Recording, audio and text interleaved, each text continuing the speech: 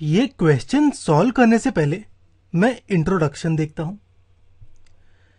अगर a dot A की value zero है और a डॉट बी की वैल्यू जीरो है तो हम क्या कंक्लूड कर सकते हैं b वेक्टर के बारे में। यानी b वेक्टर की वैल्यू क्या होगी, ये क्या हो सकती है।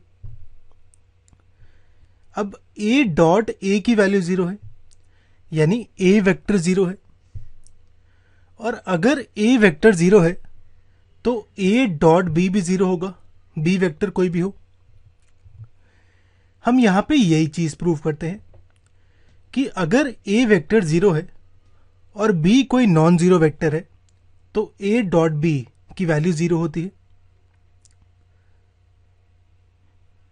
a डॉट बी का फॉर्मूला होता है magnitude of a magnitude of b cos theta. मैं a की वैल्यू जीरो पुट करता हूं, यानी ये होगा जीरो आई प्लस जीरो जे प्लस जीरो के कैप। मैं a की वैल्यू जीरो लेता हूं और b की वैल्यू लेता हूं कोई नॉन जीरो वैल्यू, सपोज ये। अब a डॉट बी निकालो तो ये होगा zero into eight plus zero into minus five plus zero into two, ये आएगा मेरा जीरो। यानी a डॉट बी की वैल्यू जीरो है अगर a की वैल्यू जीरो हो।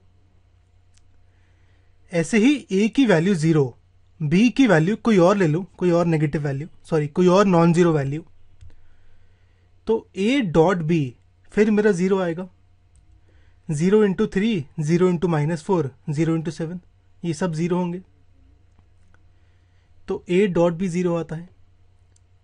यानी अगर a वेक्टर जीरो है तो a डॉट बी मेरा हमेशा जीरो आएगा।